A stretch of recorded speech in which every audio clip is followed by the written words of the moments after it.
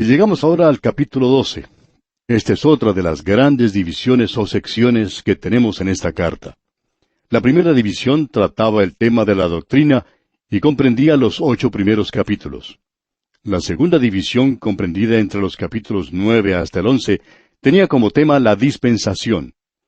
Y la última división, que comprende los capítulos 12 hasta el 16, habla de la obligación. Llegamos ahora a la aplicación práctica de los argumentos teológicos que hemos tenido ante nosotros. En la primera parte de esta epístola a los Romanos, el lector vio desplegado el yelmo de la salvación y el escudo de la fe. Pero en esta última sección, los pies están calzados con la preparación del Evangelio de paz, y debemos estar preparados para la batalla. Debemos andar en nuestra vida y debemos correr en la carrera. Alguien puede sugerir que ya hemos hablado de lo práctico y de la santificación. Hermano que nos escucha, el Evangelio anduvo bien calzado, eso es cierto. Pero hay una gran diferencia entre estas dos secciones. Bajo la santificación estamos tratando con el carácter cristiano. En esta sección estamos tratando con la conducta cristiana. Antes se consideró el hombre interior, ahora es el hombre exterior. Antes era la condición del creyente. Aquí tenemos la consagración del creyente. Anteriormente vimos quién era el creyente. Ahora veremos lo que hace el creyente. Hemos visto los privilegios de la gracia. Ahora veremos los preceptos de la gracia. Hay muchos creyentes en nuestros días que se llaman a sí mismos creyentes separados, que tienen un gran número de reglamentos. Personalmente nos gustaría verlos hacer algo. También nos gustaría ver que dejaran de ser tan chismosos. Ya los conocemos y, amigo oyente, le advertimos que tenga cuidado con ellos. Deben reconocer que el Hijo de Dios en nuestro día no ha recibido reglamentos. Y lo que el apóstol Pablo indica en este pasaje son grandes preceptos que sirven de guía al creyente. El Espíritu Santo le da al creyente como si fuera una guía de caminos para que sepa dónde ir. Él no pone ningún límite de velocidad. Él identifica los lugares donde el creyente puede detenerse a comer, pero no lo obliga a hacerlo. Si hay desvíos, estos van bien marcados. Y siempre hay advertencias para poder evitarlos. La feria de la vanidad está claramente señalada y los caminos que a ella conducen están bien claros también. Se le dice al creyente que salga sin darle una ruta por la cual salir, y hay varias de ellas. Bajamos ahora de la cima de la montaña que forman los capítulos 8, 9, 10 y 11 de esta epístola. Dejamos la cúspide del capítulo 11, versículos 33 al 36, y descendemos ahora a la planicie de la obligación. Y créeme, amigo oyente, que es un lugar plano. Es una obligación llana y lisa. Aquí es donde vivimos todos nosotros. Aquí es donde actuamos y donde realmente somos lo que somos. Entramos ahora en esta sección del amor. La primera sección habla de la fe. La otra habla de la esperanza y esta del amor. En los capítulos 12 y 13 nos encontramos con el servicio de los hijos de Dios. En los primeros 2 versículos del capítulo 12 se nos habla de la relación del Hijo de Dios hacia Dios. Luego una relación hacia los dones del Espíritu, su relación con otros creyentes, su relación con los inconversos, su relación con el gobierno y también con sus vecinos. Nosotros estamos en el mundo aunque no somos de él, y debemos reconocer que hay ciertas obligaciones para el Hijo de Dios en este mundo. Notemos ahora la relación del creyente para con Dios al leer los primeros versículos. Leamos el primer versículo de este capítulo 12 de la epístola del apóstol Pablo a los Romanos. Así que, hermanos, os ruego por las misericordias de Dios, que presentéis vuestros cuerpos en sacrificio vivo, santo, agradable a Dios, que es vuestro culto racional. Notemos aquí que esas 2 primeras palabras de este versículo 1, así que, unen en realidad todo lo que se ha dicho anteriormente con lo que sigue. Tenemos la impresión de que Dios está considerando la situación completa. Él dice, os ruego, usando el lenguaje de la gracia, no de la ley. No escuchamos el tronar del monte Sinaí. Dice, os ruego. Moisés ordenaba. Pablo exhorta. Ese es el método del apóstol Pablo. Ahora, ¿podría Pablo haber dado una orden? Él le dijo a Filemón que le podía haber mandado a hacer algo, pero no lo hizo. Esto nos sugiere que no seguirá un mandamiento, que no habrá fuego como en el monte Sinaí. Dice, las misericordias de Dios. El plural es una forma hebrea. Destaca la abundancia de la misericordia. Dios es rico en misericordia. Dios tiene misericordia en abundancia. Estoy seguro que tiene que usar mucho de ella para conmigo. Y todavía tiene suficiente para usar en usted, amigo oyente. Esto implica compasión, piedad y la ternura de Dios. Su compasión nunca falta. Luego se nos pide que presentemos nuestros cuerpos. Esta es la misma palabra que fue utilizada, recuerda usted, allá en el capítulo 6, y se ha sugerido que su uso en ese capítulo era en relación con la mente, mientras que aquí es en relación con la voluntad. Ahora creemos que esa es una diferencia innecesaria porque en ambos casos tiene aplicación con la voluntad. En el capítulo 6 se refería a la manera en que el carácter cristiano se rendía a Él. Aquí tiene que ver con la manera en que la conducta y la consagración cristiana se rinden a Dios. Cuando dice vuestros cuerpos, se refiere a nuestra personalidad completa. El cuerpo es el instrumento por medio del cual nos expresamos. La mente, nuestros afectos, la voluntad y el Espíritu Santo pueden utilizar nuestros cuerpos. Alguien ha compilado las siguientes referencias bíblicas que revelan esta latitud tan amplia. En la primera carta del apóstol Pablo a los Corintios, capítulo 6, versículo 20, leemos, glorificad pues a Dios en vuestro cuerpo, porque habéis sido comprados por precio. Luego en la carta a los Filipenses, capítulo 1, versículo 20, leemos, conforme a mi anhelo y esperanza de que en nada seré avergonzado, antes bien con toda confianza, como siempre, ahora también será magnificado Cristo en mi cuerpo. Necesitamos reconocer que este cuerpo es el templo del Espíritu Santo.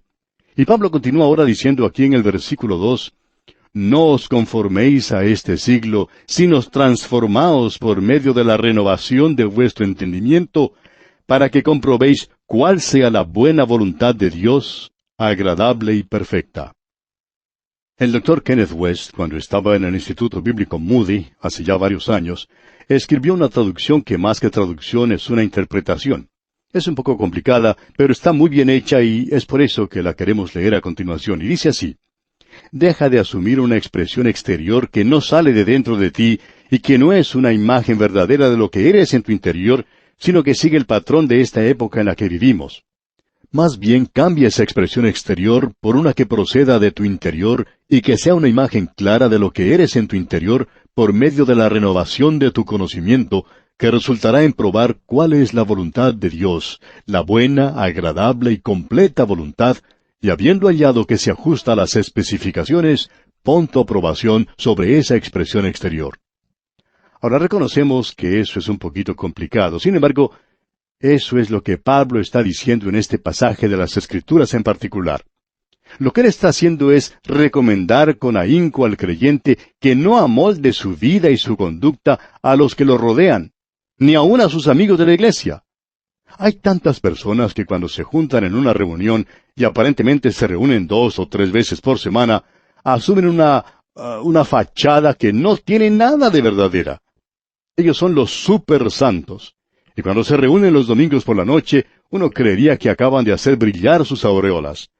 No son normales ni naturales. Sin embargo, si usted quiere oír toda clase de chismes, aun los más sucios, usted puede reunirse con ese grupo y ellos continúan poniendo la misma fachada. Permítanos decirle, amigo oyente, que el Hijo de Dios no tiene que ser así. Tenemos que ser normales y naturales. Probablemente tendríamos que decir normales y supernaturales. Es muy fácil protagonizar una parte, una actuación.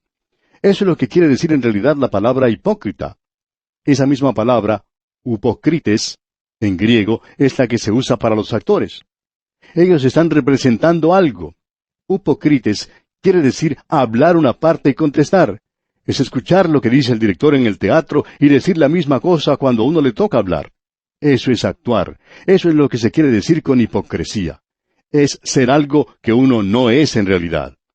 Hemos aprendido a través de los años que algunas personas que lo felicitan a uno y le dan palmaditas en la espalda y le sonríen, son los peores enemigos. En realidad, son peligrosos para uno. Shakespeare, el gran escritor literato inglés, fue quien dijo algo acerca de que el mundo era como un escenario y que cada persona debía actuar su parte. Pero eso no es cierto en cuanto al creyente se refiere, amigo oyente. Debe ser genuino porque el Espíritu Santo está obrando dentro de él, transformando su vida al renovar su entendimiento. Pablo una y otra vez nos llama la atención sobre esto. En su segunda carta a los Corintios, capítulo 3, versículo 18, nos dice: Por tanto, nosotros todos, mirando a cara descubierta como en un espejo la gloria del Señor, somos transformados de gloria en gloria en la misma imagen, como por el Espíritu del Señor. Y en su carta a Tito, capítulo 3, versículo 5, dice: Nos salvó, no por obras de justicia que nosotros hubiéramos hecho, sino por su misericordia, por el lavamiento de la regeneración y por la renovación en el Espíritu Santo. Haciendo eso, es decir, permitiendo al Espíritu de Dios que obre, el creyente podrá probar la voluntad de Dios y comprobar que es buena. Desde el mismo momento en que usted o yo tomemos una postura o asumamos ser algo diferente a lo que somos en realidad, se nos hace imposible determinar la voluntad de Dios para nuestras vidas. La voluntad de Dios para la vida del creyente se hace buena y se ajusta exactamente a la voluntad del creyente. Primero es buena, luego es agradable, y finalmente es perfecta, en que la voluntad del creyente y la voluntad de Dios son iguales la una con la otra. Nosotros no podemos mejorar en esa clase de situación. El apóstol Pablo podía decir allá en su carta a los Filipenses, capítulo 4, versículo 13, todo lo puedo en Cristo que me fortalece. Es decir, todo lo que es su voluntad. Es maravilloso en estos días no tener que poner una falsa fachada, no tener que actuar la parte de un creyente, sino ser un creyente normal, dejando que el Espíritu de Dios se mueva y obre a través de uno. Alguien dijo: yo no quiero tener la voluntad inquieta que va de un lado a otro buscando alguna obra grande que realizar o algún secreto para conocer. Sería tratado como un niño y guiado donde quiera que vaya. Qué bueno es llegar al punto de poder entregar todo esto al Señor. Y Pablo nos está rogando que hagamos precisamente eso. Ese es el camino a la felicidad, amigo oyente. Ese es el camino al gozo. Ese es el camino para una vida de plenitud. Si usted, amigo oyente, se encuentra en esa clase de grupo, salga de allí y trate de vivir una vida cristiana normal, donde usted no tenga que pretender ser otra cosa. Un señor contaba una vez que había dejado de asistir a cierto grupo. Dijo que él y su señora dejaron de asistir porque se cansaron de ir a un lugar donde por lo general uno tiene que simular ser lo que no es. Todos ellos en ese grupo, dijo, son absolutamente normales. Este señor comparte que la forma en que se dio cuenta de eso fue un día cuando encontró a uno de los miembros de este grupo, a quien él creía ser un supersanto. Lo halló en cierto lugar de negocios. Dijo: no lo pude reconocer. Su forma de actuar, todo era diferente. Él se había amoldado al mundo cuando estaba con ese grupo. El camino de bendición, amigo oyente, es el de ser un creyente normal. Bien, tenemos ahora la relación con los dones del Espíritu. Veamos lo que dice el versículo 3. Digo pues, por la gracia que me es dada, a cada cual que está entre vosotros, que no tenga más alto concepto de sí que el que debe tener, sino que piense de sí con cordura, conforme a la medida de fe que Dios repartió a cada uno. Nos parece que cuando el apóstol Pablo escribió esto, tendría una sonrisa en sus labios porque hay un gran número de creyentes que son ambiciosos, que siempre quieren subir un poco más. Hemos aprendido en nuestro trabajo cristiano que hay muchas personas en la iglesia que quieren ocupar una posición.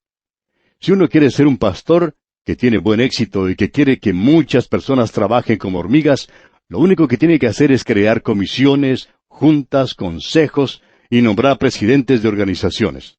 De esa manera puede lograr que muchas personas que nunca harían nada trabajen con mucho empeño. ¿Por qué? Porque tienen un concepto de sí mismas más alto del que debieran tener. Lo que necesitamos hacer es precisamente lo que sugiere Pablo en este pasaje. Debemos pensar con cordura. Dios nos ha dado a cada uno gracia. Pablo dice: digo pues por la gracia que me es dada. Él dice, estoy diciendo esto porque el Señor Jesús me hizo apóstol, y ahora estoy hablando como apóstol. Y Él no está rogando nada en este párrafo. Él dice, les estoy diciendo que no deben tener ambición de progresar en los círculos cristianos. Siempre existe el peligro de que el creyente presuponga más de lo que es en realidad, especialmente en cuanto se refiere a su habilidad y carácter y a sus dones. Tenemos que hacer una estimación correcta de nosotros mismos en relación con los otros miembros de la iglesia. No debemos tener un concepto de nosotros más alto del que debemos tener. Necesitamos reconocer nuestras limitaciones y hacer lo que Dios quiere que hagamos. Y es un gozo estar en el lugar donde Dios quiere que uno esté. Veamos ahora los versículos 4 y 5. Porque de la manera que en un cuerpo tenemos muchos miembros, pero no todos los miembros tienen la misma función, así nosotros, siendo muchos, somos un cuerpo en Cristo, y todos miembros los unos de los otros. Esta es la primera vez que Pablo introduce el gran tema de la iglesia como el cuerpo de Cristo. Y es interesante notar esto aquí. Cuando lleguemos a su primera carta a los Corintios, en los capítulos 12 al 14, podremos tratar esto más a fondo, quizá mucho más de lo que algunas personas quisieran que lo hiciéramos. Pero ese es el tema principal de las cartas que Pablo escribió a los Efesios y a los Colosenses, y también, por supuesto, a los Corintios. Y es que la iglesia es el cuerpo de Cristo. Bien, entonces, la iglesia como cuerpo de Cristo tiene que funcionar como un cuerpo. Y eso indica que tenemos muchos miembros. Y cada miembro, es decir, usted y yo, no tenemos el mismo don. Usted tiene un don que yo nunca podría usar. Y hay muchos miembros en el cuerpo, cientos de ellos. No creemos que Pablo haya dado una lista completa de todos los dones, porque cada vez que hablaba de ellos, hacía mención de nuevos dones que no habían sido mencionados en las otras listas. Continuamos estudiando hoy el capítulo 12 de esta epístola del apóstol Pablo a los romanos. Y en nuestro programa anterior estábamos hablando de los miembros del cuerpo de Cristo. Y decíamos que esta es la primera vez que el apóstol Pablo presenta el gran tema de la iglesia como el cuerpo de Cristo. Y dijimos que la iglesia como cuerpo de Cristo tiene que funcionar como un cuerpo. Eso indica que tenemos muchos miembros, y cada miembro, es decir, usted y yo, no tenemos el mismo don. Usted tiene un don que yo nunca podría usar, y hay muchos miembros en el cuerpo, cientos de ellos. No creemos que el apóstol Pablo haya dado una lista completa de todos los dones, porque cada vez que hablaba de ellos, mencionaba nuevos dones que no había mencionado en las otras listas. Y creemos que hizo eso a propósito. El Espíritu de Dios lo motivó a hacerlo. Tenemos ahora el versículo 6 de este capítulo 12 de la epístola a los romanos, y dice, de manera que, teniendo diferentes dones, según la gracia que nos es dada, si el de profecía, úsese conforme a la medida de la fe. Aquí tenemos los dones carismáticos. La palabra griega para dones tiene la misma raíz que la palabra gracia. Se puede traducir como gracia o don gratuito. Estos fueron dados por el Espíritu de Dios. Allá en su carta a los Efesios, capítulo 4, versículo 11, hablando de Cristo, el apóstol Pablo dice, y Él, es decir, Cristo, mismo constituyó a unos apóstoles, a otros profetas, a otros evangelistas, a otros pastores y maestros. Ahora lo que Él hizo fue dar a la iglesia hombres que tenían los dones de ser apóstoles, profetas y evangelistas. Eso es lo que está diciendo allí. Hemos leído en el versículo 6, de manera que teniendo diferentes dones. Ahora cada miembro del cuerpo de Cristo tiene un don. Todos tienen una función. Y los dones son diferentes. Pero eso no quiere decir que algunos no tengan dones. Cada individuo en la iglesia, amigo oyente, tiene un don. Y el don es parte integrante de la gracia de Dios para con nosotros. Cuando Dios lo salva, Él lo pone a usted en el cuerpo de creyentes y usted debe funcionar. No funcionar como una máquina, sino funcionar como el miembro de un cuerpo, un organismo viviente. El don es ejercitado y confirmado por el poder del Espíritu Santo. Creemos que el creyente tiene que probar su don. Si usted tiene un don y piensa que lo está usando, debe probarlo. Tiene que hacer inventario. ¿Es usted una bendición verdadera para los demás? ¿Está usted edificando la iglesia o está dividiendo la iglesia? Ahora, la profecía que se menciona aquí no quiere decir predecir, sino que se refiere a cualquier mensaje de Dios. Y si nosotros profetizamos, tenemos que hacerlo en proporción, y esa es una expresión matemática. Dios suple la fe y el poder para igualar el don. Eso es lo que se está diciendo aquí. Consideremos ahora los versículos 7 y 8. O si de servicio, en servir, o el que enseña en la enseñanza, el que exhorta en la exhortación, el que reparte con liberalidad, el que preside con solicitud, el que hace misericordia con alegría. Dice aquí, o si de servicio, en servir.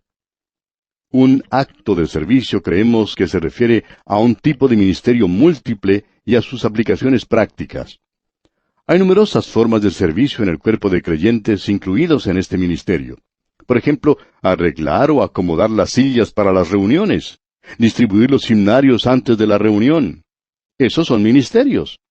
Hay algunas personas que no tienen el don de hablar públicamente, sin embargo, tienen un don de servicio. Hay personas que tienen dones especiales, como el de poder preparar una buena comida, por ejemplo, durante actividades especiales de la iglesia.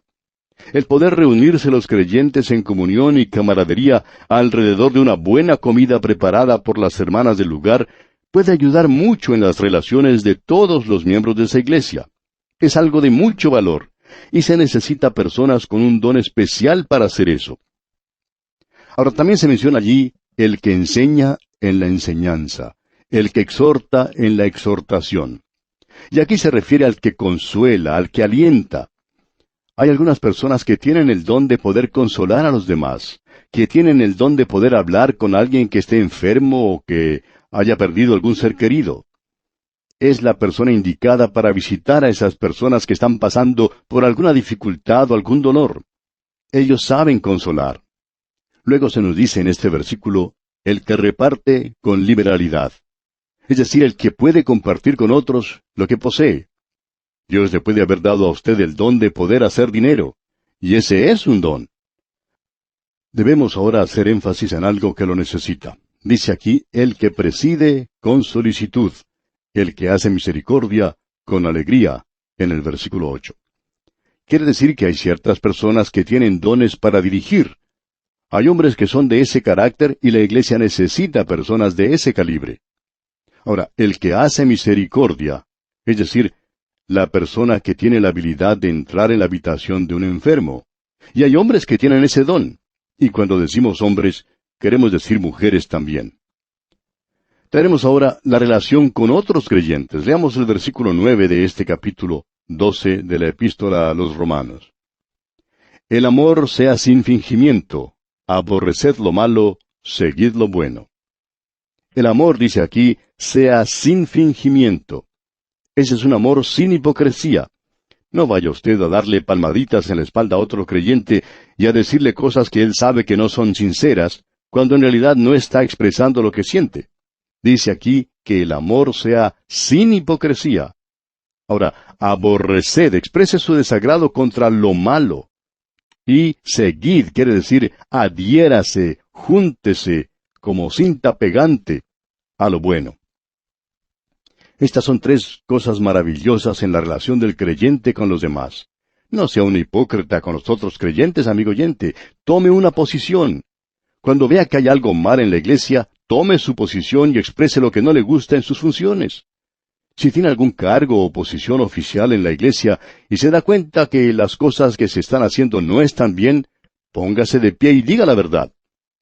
La razón por la cual muchas iglesias fundamentales están pasando por malos momentos es porque les falta hombres y mujeres que sepan tomar una posición firme en cuanto a las cosas de Dios. Exprese, amigo oyente, su desagrado contra las cosas malas, pero que sean verdaderamente malas. Eso es lo que el creyente tiene que hacer en relación con los otros creyentes. Tenemos ahora los versículos 10 y 11 de este capítulo 12 de la epístola del apóstol Pablo a los romanos. Y leemos, Amaos los unos a los otros con amor fraternal. En cuanto a honra, prefiriéndoos los unos a los otros. En lo que requiere diligencia, no perezosos, fervientes en espíritu, sirviendo al Señor. Estos conceptos aquí, amigo oyente, son muy valiosos.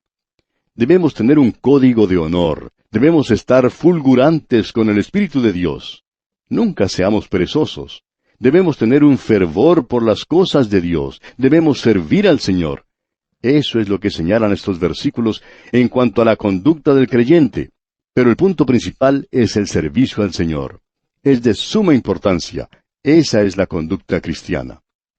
Usted, amigo oyente, tiene que ser muy amable conmigo más de lo que ya es, porque vamos a vivir juntos por la eternidad. Y es mejor que comience a hacerlo ya, tratando de llevarse bien conmigo, aprendiendo a soportar mis maneras un poco peculiares. Pero espere un momento. También yo debo comenzar a tratar de llevarme bien con usted. Debo aprender a soportar sus maneras también peculiares. Además, yo voy a tener un cuerpo nuevo, entonces, allá en la eternidad. Dejaré esta naturaleza vieja y usted también. Y por supuesto, eso será mucho mejor para los dos. Bien, veamos ahora lo que dice el versículo 12. Gozosos en la esperanza, sufridos en la tribulación, constantes en la oración. Eso es maravilloso, amigo oyente. Las circunstancias en las que se encuentra el creyente quizá no justifican el gozarse. Puede que lo contrario sea más cierto. Pero él ve el futuro y en esperanza se proyecta a sí mismo hacia otras circunstancias que son mucho más favorables. Hace algún tiempo en una iglesia, un día los creyentes estaban compartiendo sus versículos favoritos y un creyente dijo que su versículo favorito era «y aconteció». Solamente esas dos palabras, «y aconteció». Todo el mundo se quedó sorprendido por lo que dijo. El pastor se levantó y le preguntó, ¿cómo es posible que su versículo favorito sea «y aconteció»? Y este creyente dijo, cuando leo en la Biblia «y aconteció», sé que cuando tengo alguna dificultad y cuando tengo problemas, estos vinieron, pero que pasarán. No vinieron para quedarse conmigo para siempre, y cuando se vayan podré decir «y aconteció». Quizá, amigo oyente, esa no sea una interpretación exacta de las Escrituras, pero ese hermano tenía la idea correcta. Y lo que Pablo está diciendo aquí es, gozaos en la esperanza. Y continúa Pablo diciendo, sufridos, es decir, pacientes en la tribulación. Eso es algo muy difícil, ¿verdad? También dice, constantes en la oración. Debemos ser hombres y mujeres de oración. Luego dice en la primera parte del versículo 13, compartiendo para las necesidades de los santos. Y eso quiere decir que debemos ayudar a los hermanos. En los círculos conservadores en nuestros días no hacemos eso. Muchas iglesias tienen fondos para esto o para aquello, pero ese dinero no se usa mucho. Luego, continuando con este versículo 13, se nos dice al final, practicando la hospitalidad. Eso es algo necesario. El darse a la hospitalidad es buscar a otros creyentes a los cuales se les puede extender la hospitalidad. Quizá haya alguna persona en su grupo, ya sea en la iglesia o simplemente un grupo de creyentes, o en el vecindario, un creyente que sea una de esas personas que es más bien introvertida, no puede hacer amigos fácilmente, pero desea tener comunión con los demás creyentes. Si usted es una persona que hace amigos fácilmente, pues búsquelo, sea hospitalario. Y luego en el versículo 14 leemos, bendecid a los que os persiguen, bendecid y no maldigáis. Ahora eso parece algo necesario para los creyentes, porque el creyente no debe perseguir a los demás. Pero la experiencia demuestra que hay algunos que hacen esas cosas. Y es muy difícil bendecir a la persona que nos está golpeando. Tenemos ante nosotros ahora los versículos 15 y 16.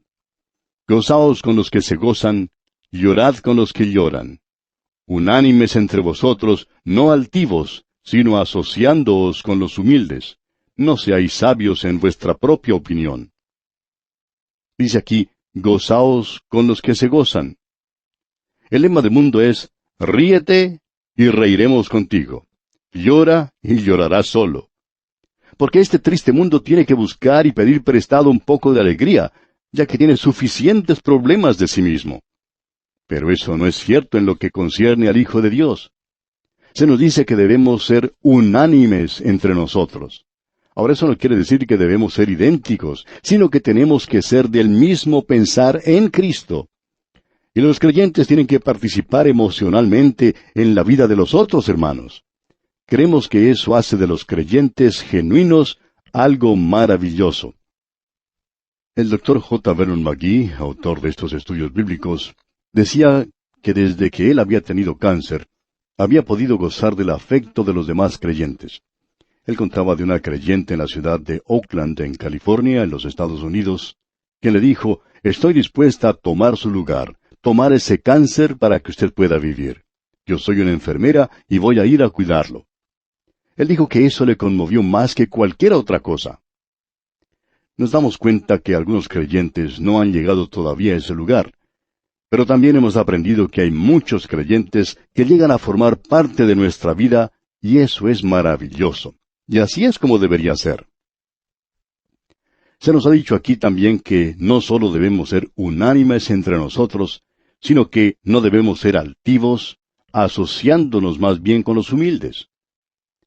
También nos dice el apóstol Pablo: «No seáis sabios en vuestra propia opinión». ¿Qué le parece este mandato? No seamos altivos. Hay muchos de los santos en nuestros días que piensan que están muy arriba espiritualmente, pero en realidad no lo están. Pablo mismo nos dice en su carta a los Filipenses, capítulo 2, versículo 5, «Haya pues en vosotros este sentir que hubo también en Cristo Jesús». Ahora, ¿cuál fue ese sentir? La humildad, amigo oyente.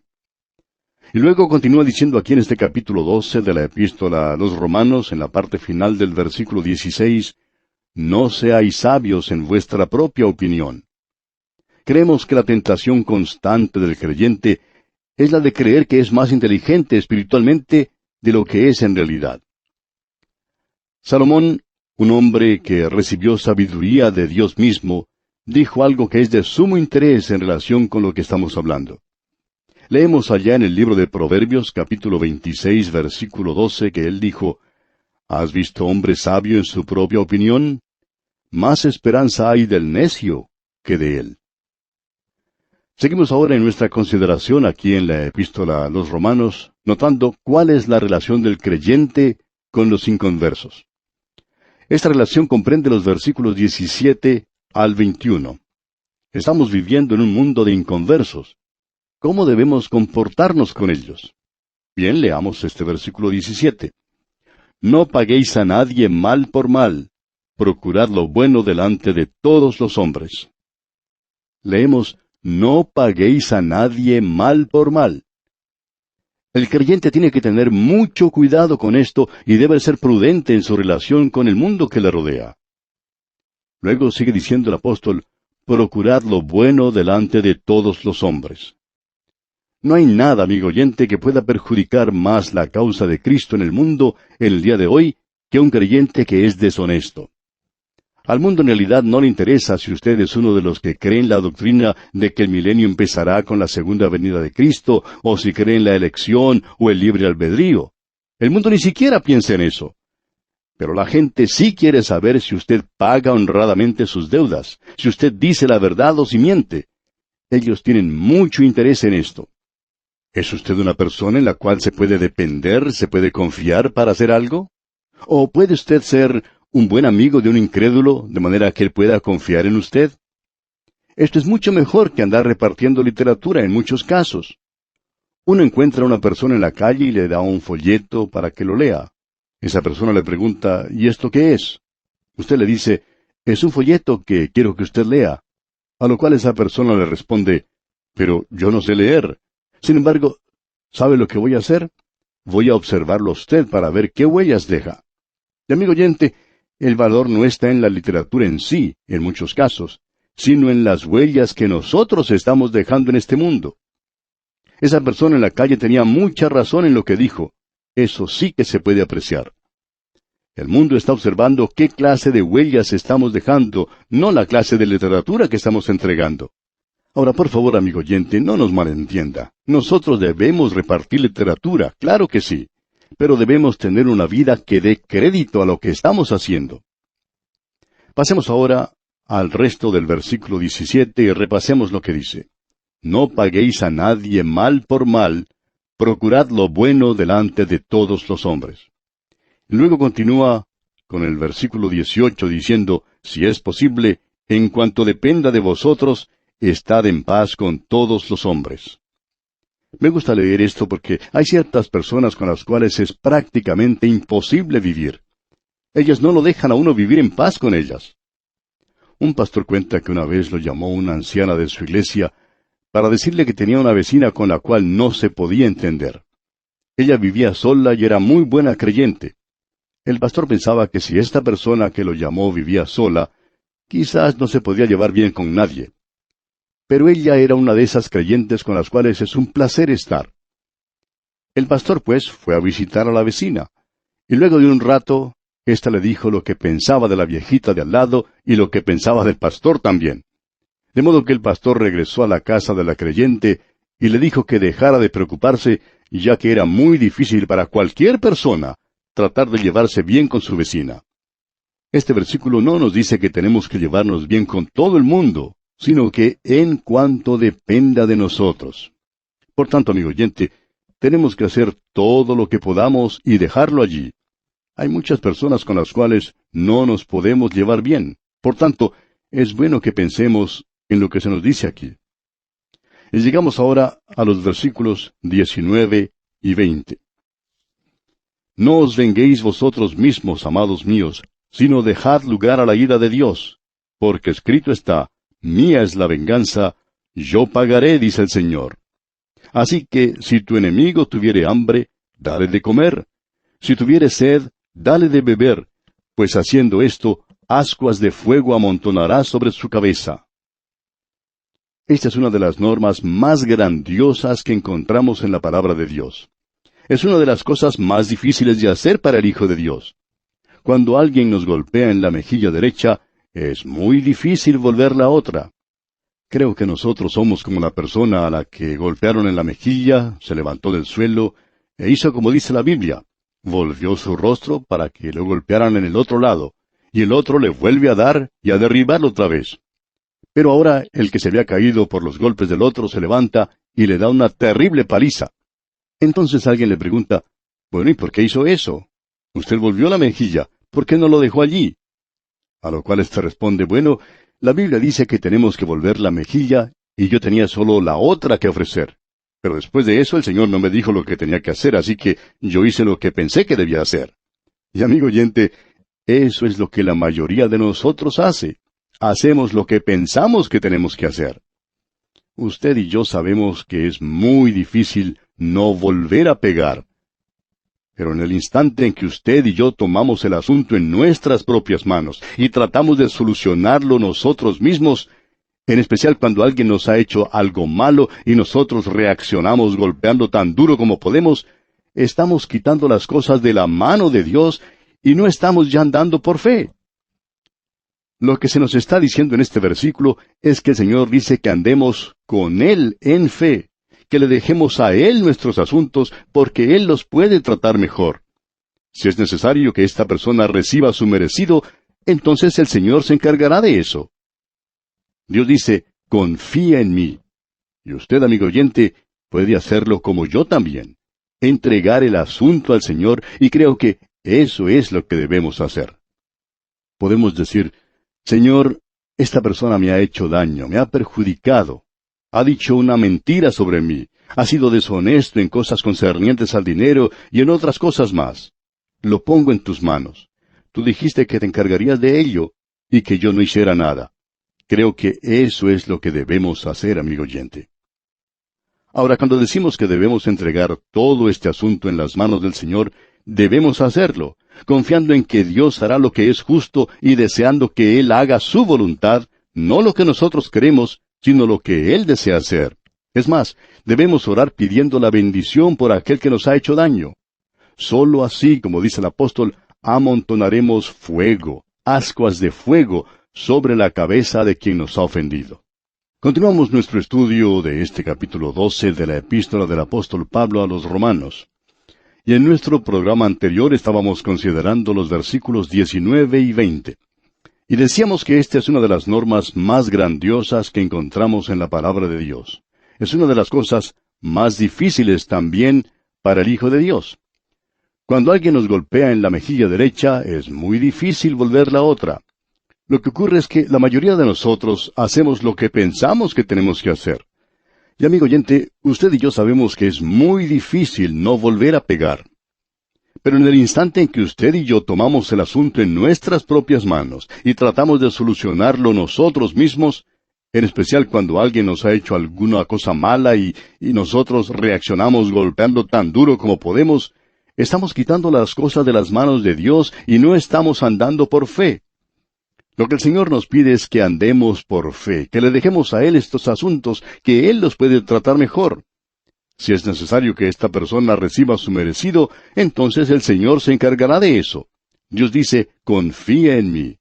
Y usted y yo, amigo oyente, podemos hacerlo, entregar el asunto al Señor, y creemos que eso es lo que debemos hacer. Quisiera yo poder decir que le entrego todos estos problemas al Señor, pero lamentablemente, amigo oyente, a veces yo trato de golpear al otro. Bien, llegamos ahora al versículo 21. El versículo final de este capítulo 12 de la epístola del apóstol Pablo a los romanos. Leemos, no seas vencido de lo malo, sino vence con el bien el mal. En otras palabras, el apóstol está diciendo, termina de una vez de ser vencido por el mal, vence al mal por medio de la bondad. El creyente anda a través de este mundo perverso con su satánico sistema. No puede pelear. Si usted comienza a luchar contra ese sistema satánico, amigo oyente, va a ser vapuleado. Usted no puede usar las mismas tácticas del mundo, de odio y de venganza. Si lo hace, puede estar seguro de su derrota. Dios ha dado al creyente lo bueno, el Espíritu Santo. El creyente tiene que andar en el Espíritu. El mismo apóstol Pablo nos dice allá en su carta a los Gálatas capítulo 5 versículo 16, andad en el Espíritu y no satisfagáis los deseos de la carne. Si vivimos en el Espíritu, dice Pablo, andemos también en el Espíritu.